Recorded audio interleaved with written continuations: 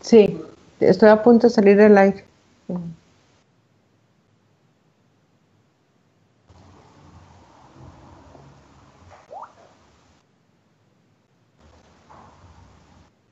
Muy buenas tardes y buenas noches a todos aquí en Panamá, a nuestros hermanos de Costa Rica. Hoy tenemos una nueva oportunidad de poder entrevistar, de poder conocer, de tener un diálogo dentro de todo esto que es el marco de la defensa de la vida, de la defensa de la familia, de la defensa del matrimonio. Hoy a través de nuestras redes, en este caso Facebook Live, tenemos la oportunidad de poder tener a una defensora, una fiel y ferviente mujer de agallas, por decirlo así.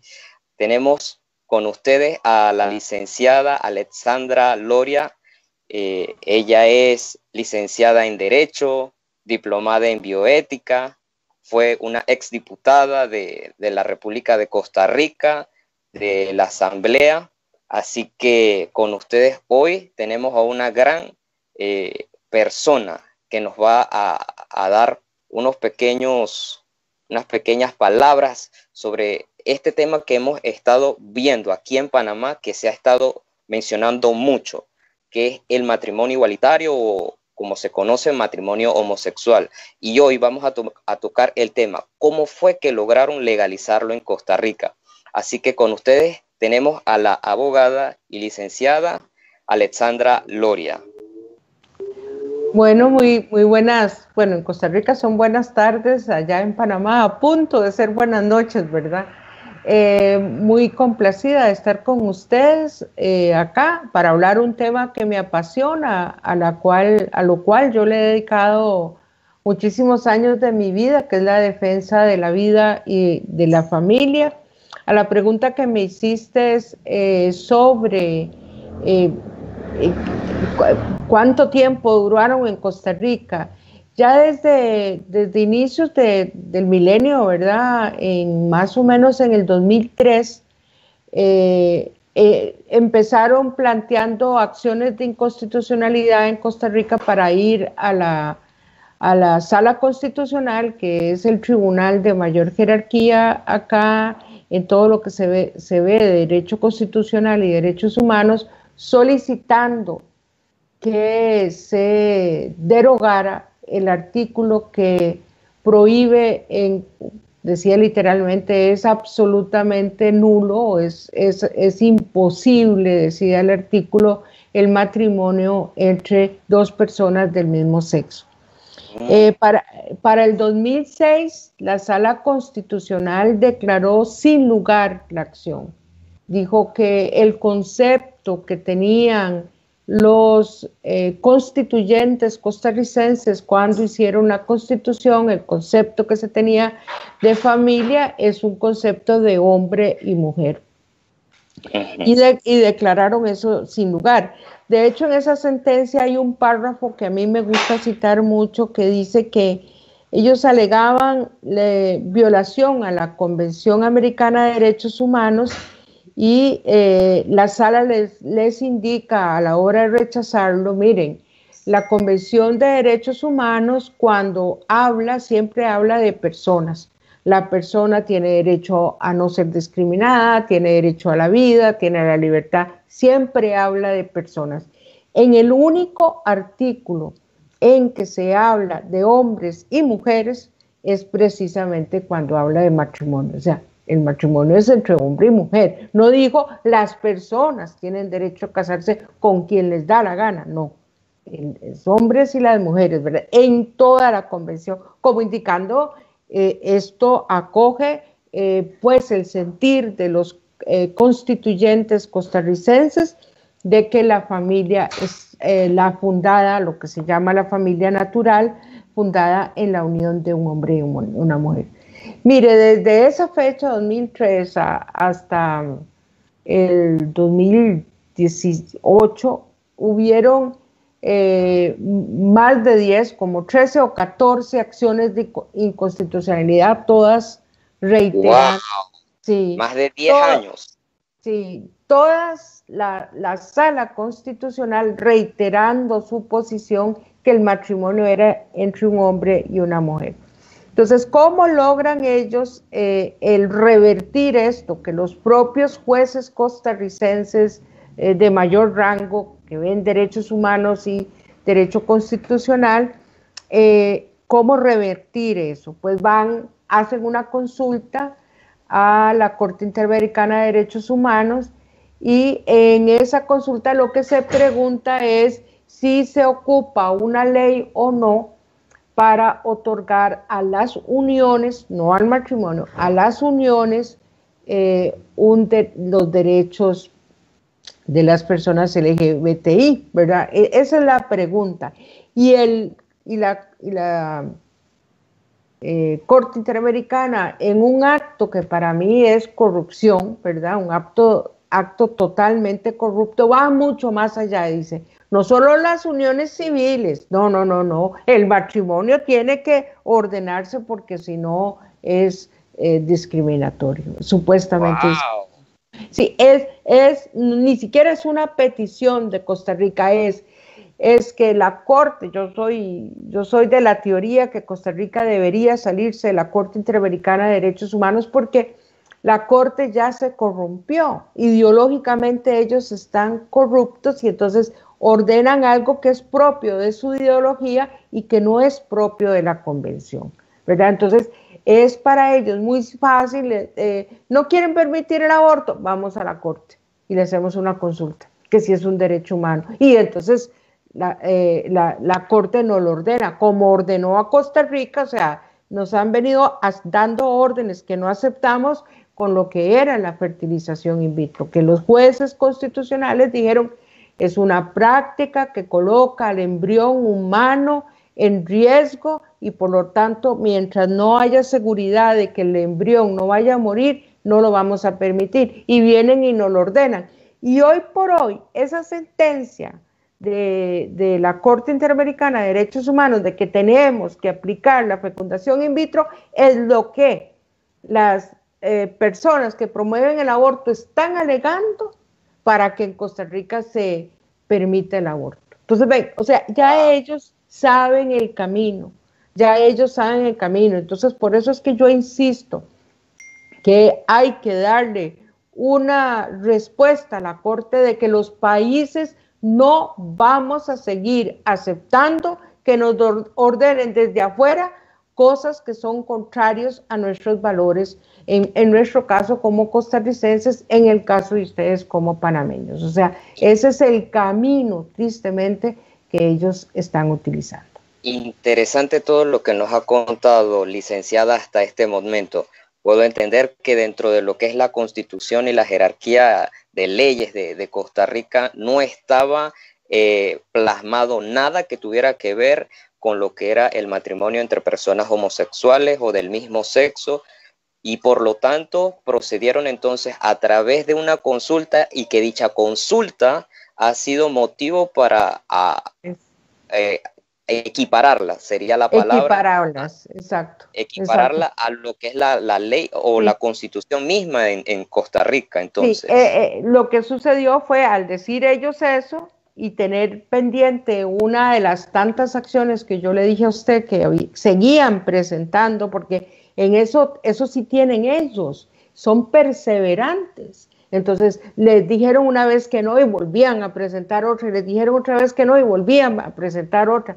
Entonces, en una de esas tantas acciones, de las últimas, la número 14, una cosa así, entonces la sala dijo, aplicando la Sala Constitucional de Costa Rica, solo hubo un juez valiente que dijo que no era vinculante, el magistrado Castillo, pero de ahí en fuera, el resto de los magistrados acogieron el criterio, les dio miedo, ¿verdad? Miedo político a la Corte Interamericana de Derechos Humanos y declararon inconstitucional el artículo que prohibía el matrimonio entre personas del mismo sexo. Entonces, no fue ni siquiera una ley creada por legisladores costarricenses, no, es algo absolutamente impuesto desde afuera.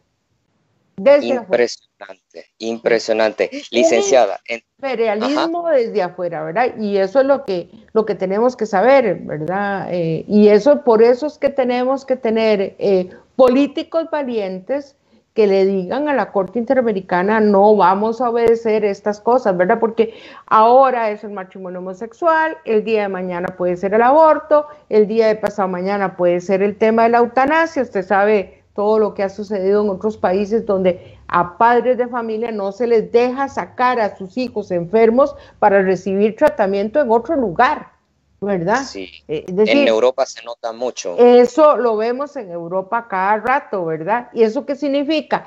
Que los derechos de los padres a sus hijos están siendo violados. O sea, ya ahora es el Estado el que decide qué le conviene o no a nuestro hijo, ¿verdad? Bueno, es decir, el tema es muy serio y... Ajá, sí. Licenciada, tengo una pregunta antes de que se me vaya la idea. ¿Cuáles entonces eran los motivos para legalizar dicho tipo de matrimonio? Ellos lo que alegan es que es supuesta discriminación, eso es lo que ellos alegan, ¿verdad? De que hay una discriminación porque se permite a un hombre y mujer casarse y no se permite a dos mujeres casarse, ¿verdad? Esa discriminación no existe porque usted puede dar trato desigual a situaciones que son desiguales, y me voy a explicar. En Costa Rica, por ejemplo, hay los espacios para personas con discapacidad, ¿verdad? Entonces, en ese espacio, si yo llego a un supermercado o a un centro comercial, en ese espacio no me puedo parquear si no tengo una placa, digamos, que indique que soy una persona discapacitada. A mí no se me ocurre decir que es discriminatorio que no se me permita estacionar en un lugar para una persona discapacitada. ¿Por qué no se me ocurre? Porque no soy discapacitada, ¿verdad? Entonces, usted puede dar trato desigual a personas desiguales. Entonces, la institución del matrimonio es entre hombre y mujer porque de esa institución, y tiene una protección especial del Estado, porque de esa institución vienen los futuros miembros de la sociedad. Eso es, o sea, entonces, ¿es porque los heterosexuales valen más que los homosexuales? No, no, es que sabemos, porque es un hecho científico, no es algo inventado, ¿verdad? Que y antropológico también. Exacto, y antropológico, que de la unión de un hombre y una mujer vienen los futuros miembros de la sociedad. Entonces, eso es relevante para el Estado. No es lo mismo que yo me asocie, por ejemplo, con una mujer para hacer galletas y venderlas, ¿verdad? Hago una empresa emprendedora. Esa unión no es la misma de un hombre y una mujer unidos, que lo natural es que de esa unión vengan los futuros miembros de la sociedad. Y no solamente es de reproducción, ¿verdad? Porque una vez una lesbiana en un debate me dijo a mí, es que los futuros miembros de la sociedad es una responsabilidad de los heterosexuales. No es solo eso, es que hay un interés común. Yo no sé si a ustedes les pasa, pero en Costa Rica el índice de natalidad ha venido bajando estrepitosamente. Costa Rica ni siquiera se está reponiendo. O sea, wow. Estamos en menos de, la tasa de reposición es 2.2 y estamos como en 1.70 o menos, ¿verdad? Entonces, sí hay un interés de que nos vamos a extinguir, ¿verdad? O sea, ¿pero por qué? Porque esta cultura de muerte ha venido indicándole a las mujeres que lo peor que les puede pasar es quedar embarazadas, ¿verdad? Es esa cultura que lleva a todo esto, ¿verdad? Y por eso es que es relevante para el Estado la unión de un hombre y una mujer que da los futuros miembros de esa sociedad, pero que además da el entorno idóneo. El entorno idóneo, o sea, si uno lee los estudios de los expertos en la materia, el entorno idóneo para los niños es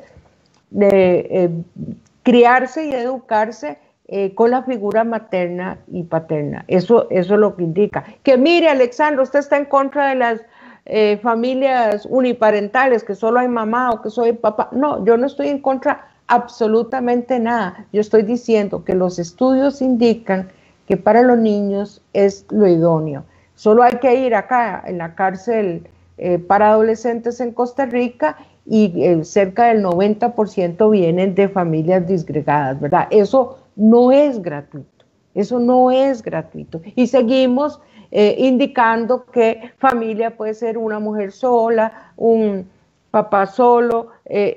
Yo entiendo que hay familias uniparentales, o sea, en mi familia hay familias uniparentales. Yo tengo primas que han quedado embarazadas solteras, es decir, tengo hermanos divorciados, o sea, yo eso lo entiendo, pero no es lo idóneo, no es lo idóneo. Y es que actualmente nos lo presentan como lo idóneo, como si todo fuera idéntico, si fuera igual un papá solo, como si fuera igual una mamá sola, como si fuera igual una abuelita con sus nietos. Por supuesto que respeto a esa abuelita, la respeto y le aplaudo, pero no es lo idóneo.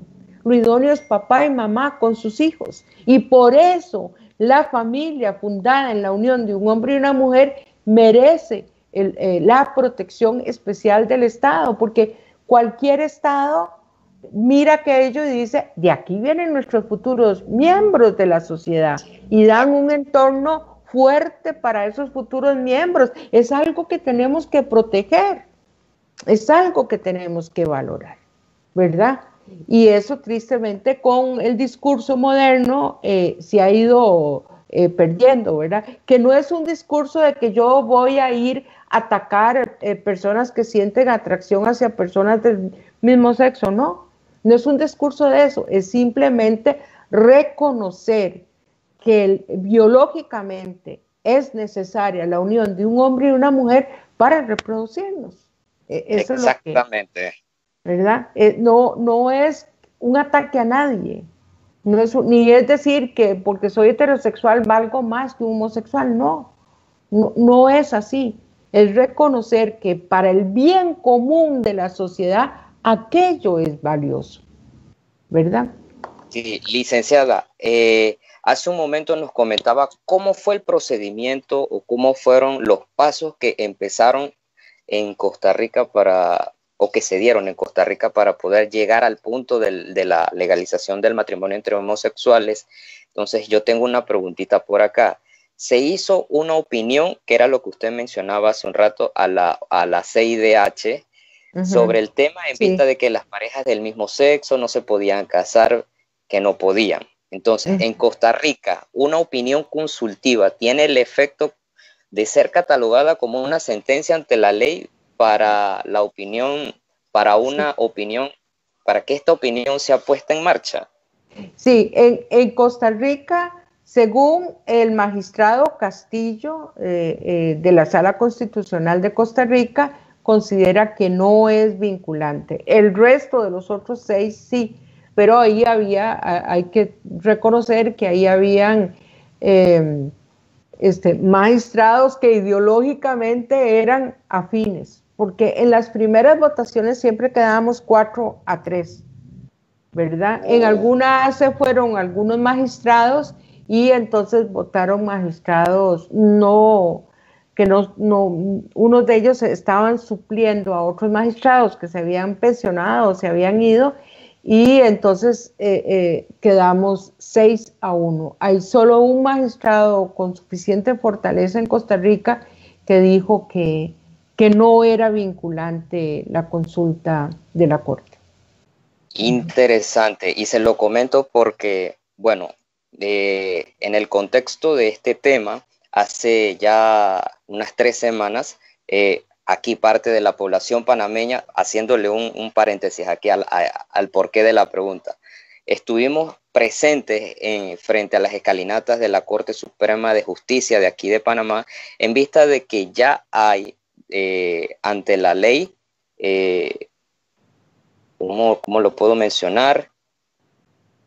No es una sentencia, hay un acto de inconstitucionalidad presentado ante la ley aquí en Panamá, ante la Corte Suprema, y entonces se menciona mucho de que esta opinión consultiva que se realizó en Costa Rica también debe de ser vista y evaluada y aprobada aquí en Panamá.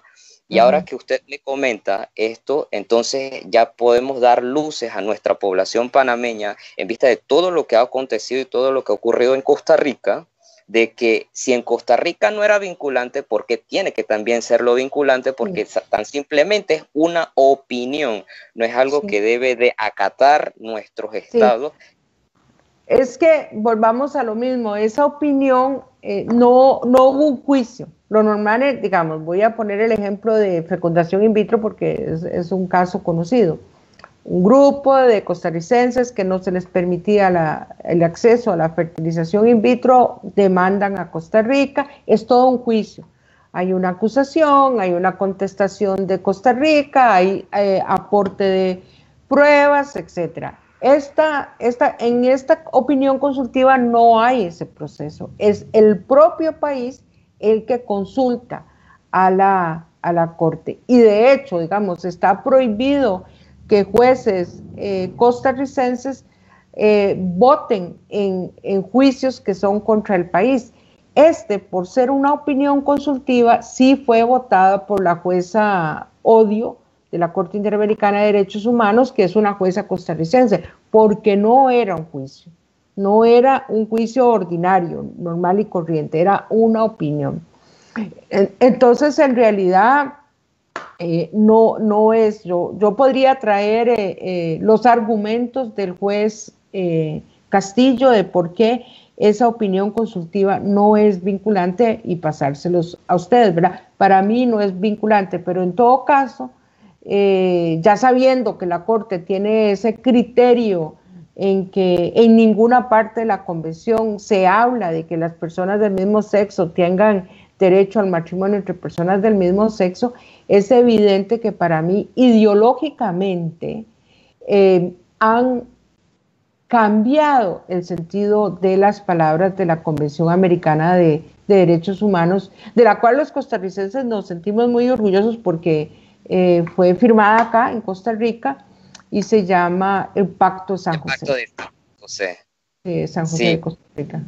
Licenciada, entonces, hemos visto que, bueno, cómo fue el procedimiento que se hizo para poder legalizarlo, lo que fue la opinión consultiva. Ahora, licenciada, hoy en día que se ha legalizado el matrimonio entre personas del mismo sexo en Costa Rica, ¿qué más ha sucedido en este tema?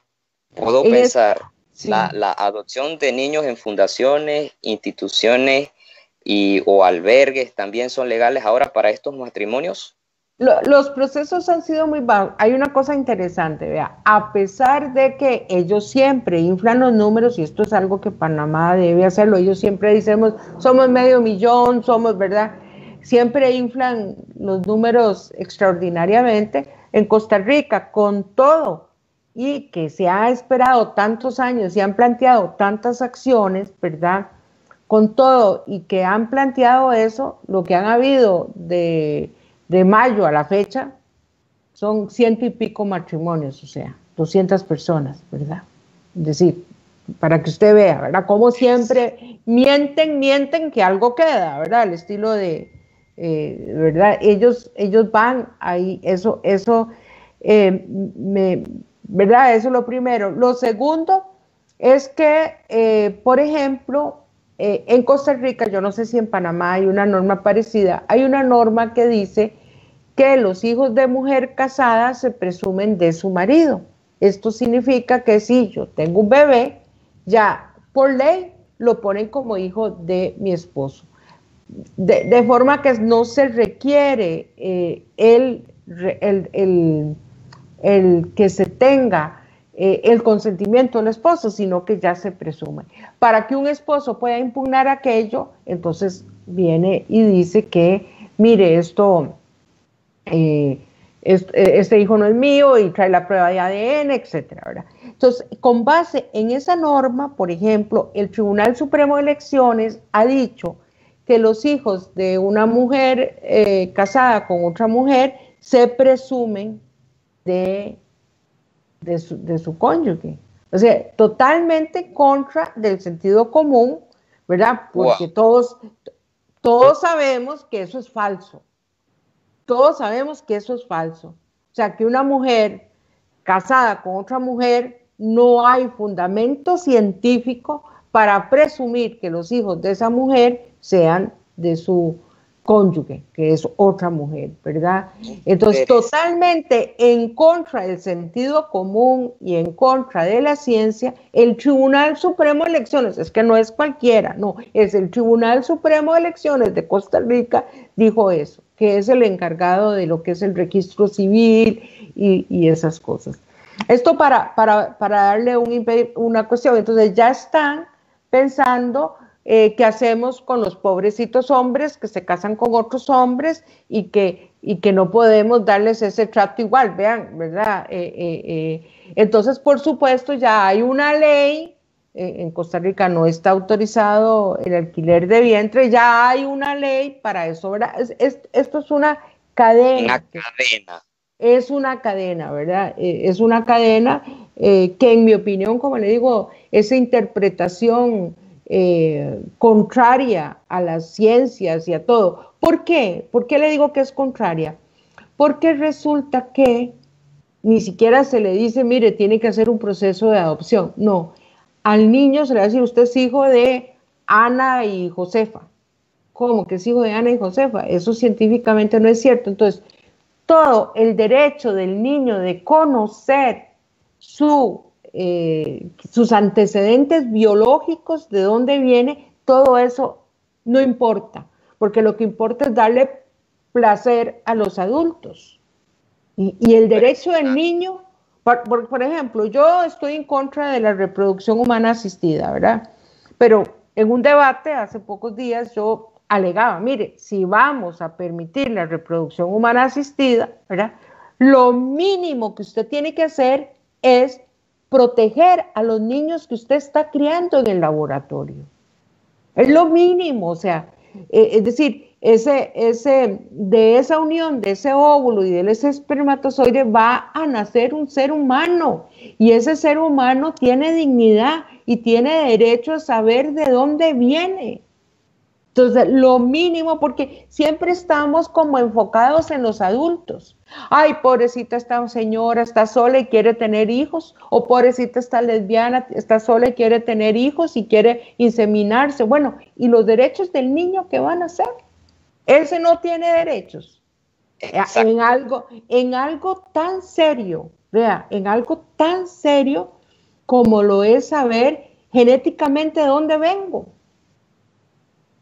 Para mí eso es un derecho humano, ¿verdad? Ustedes como son jóvenes no van a médicos, pero ya cuando uno empieza de cierta edad, uno va a un médico y lo primero que el médico le dice es, en su familia hay, por ejemplo, diabetes, y uno tiene que llamar a la mamá, y mami, entonces la mamá, sí, tu abuelo tal, y tu tío tal, y ahora tu hermano tal, ¿verdad? Y en su familia hay presión arterial alta, sí. Resulta que fulano, mengano, sutano. ¿Por qué? Porque hay toda una genética detrás de todo eso.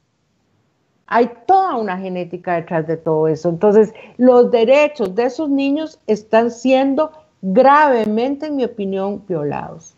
Y como pisoteados, por decirlo así. Pisoteados, por eso se lo digo. Y, eso es un asunto muy serio, ¿verdad? Los procesos de adopción en Costa Rica son muy lentos, entonces yo no conozco hasta la fecha un proceso de adopción para dos personas, pero supongo que será para dos varones, ¿verdad? Que no tienen el útero. En el caso de dos mujeres con atracción hacia el mismo sexo que están en unión, ellas pues entonces ya vino el tribunal sin necesidad de una ley de la República a solucionarles el problema a ellas, no a los niños.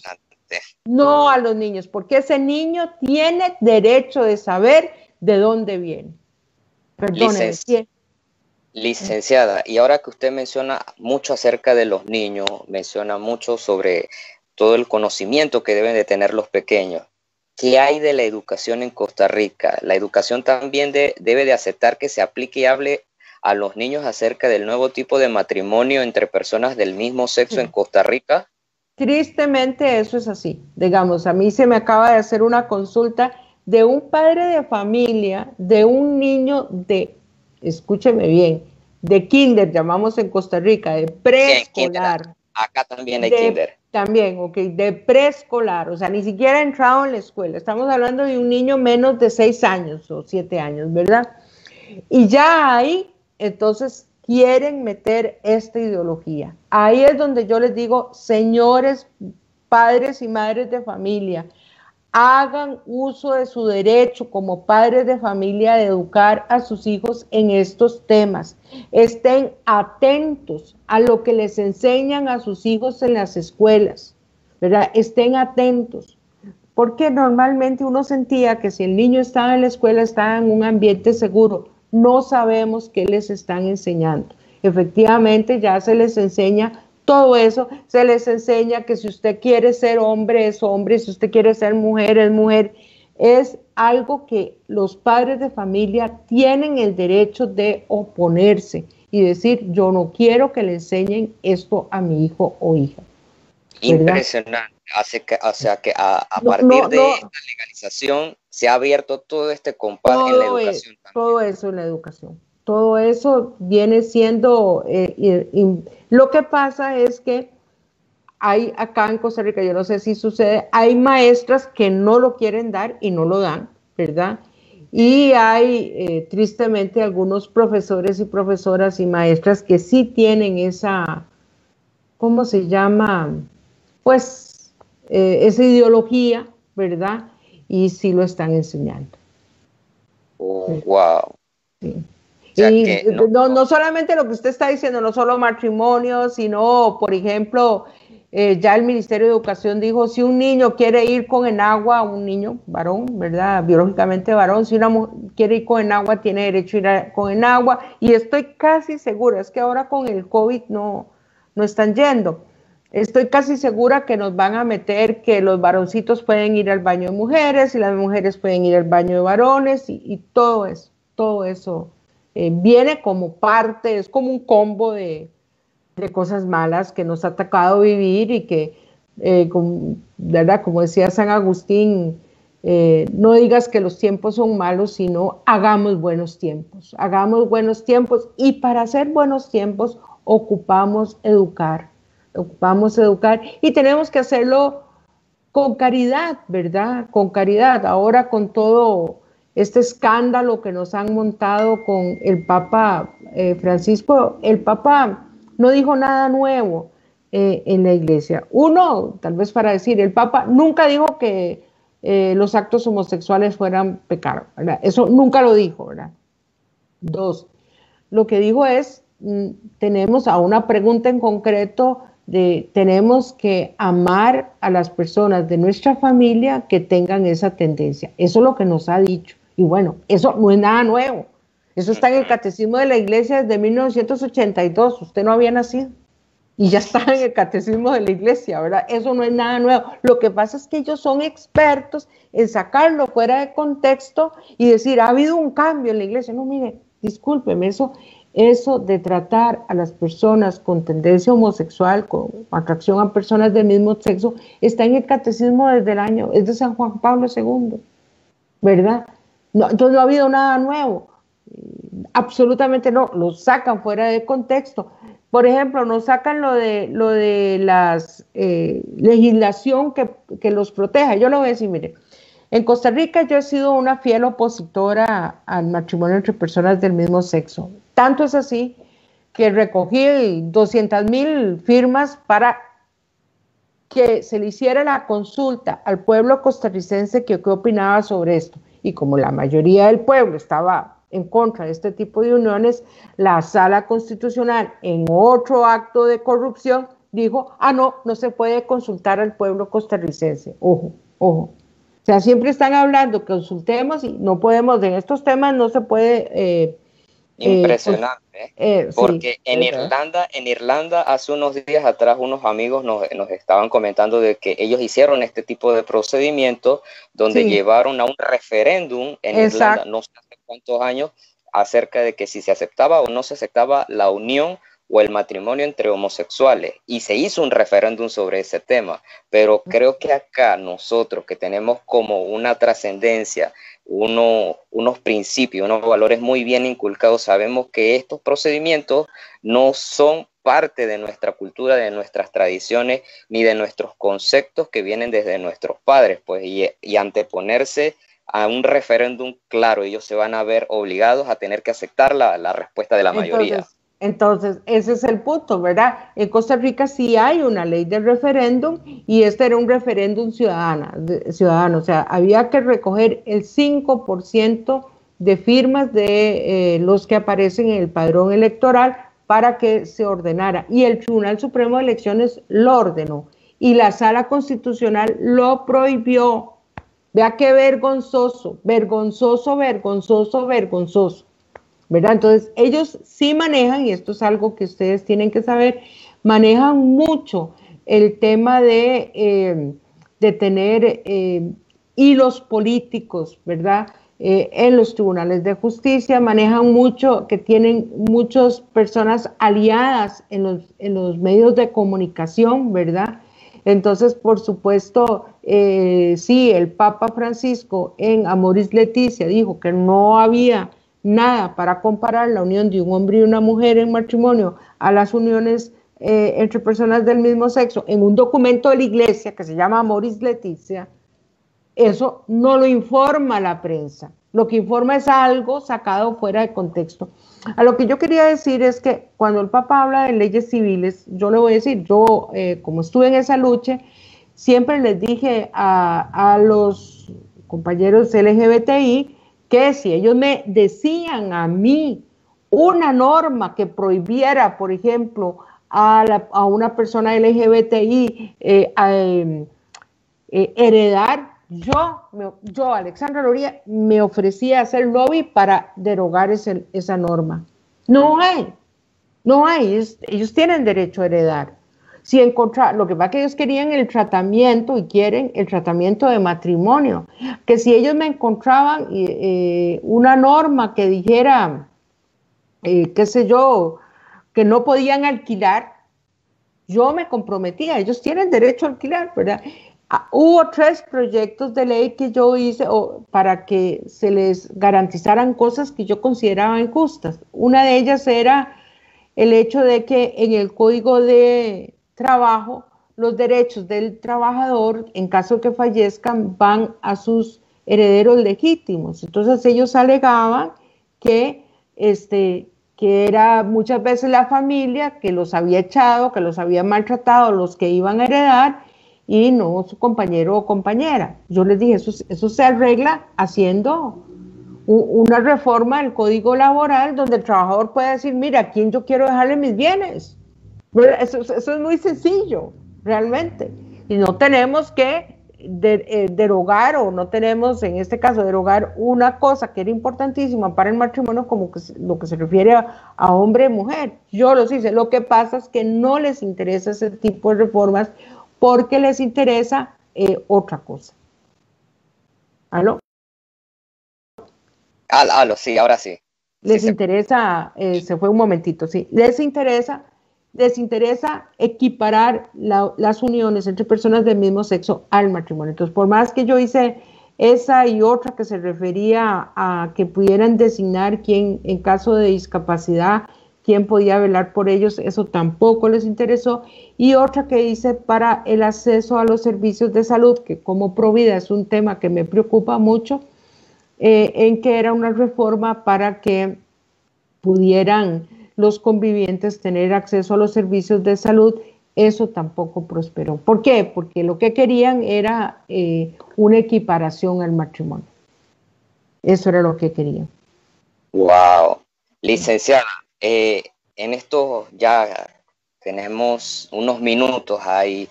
Hoy en Panamá los grupos a favor de la familia y el matrimonio legítimo están en plena batalla contra los activistas y grupos que desean que este tipo de matrimonio sea legalizado aquí en Panamá. Y hemos tenido un mes muy agitado, un mes, octubre, con participación de una de las fundaciones que lleva adelante este proyecto de matrimonio homosexual, ante la CIDH, la Comisión Interamericana de Derechos Humanos, ¿cuál es el consejo que puede usted dejarle o el sentir de usted como costarricense que vivió, que vio y ha observado todo lo que ha ocurrido en Costa Rica a partir de este tipo de legalización?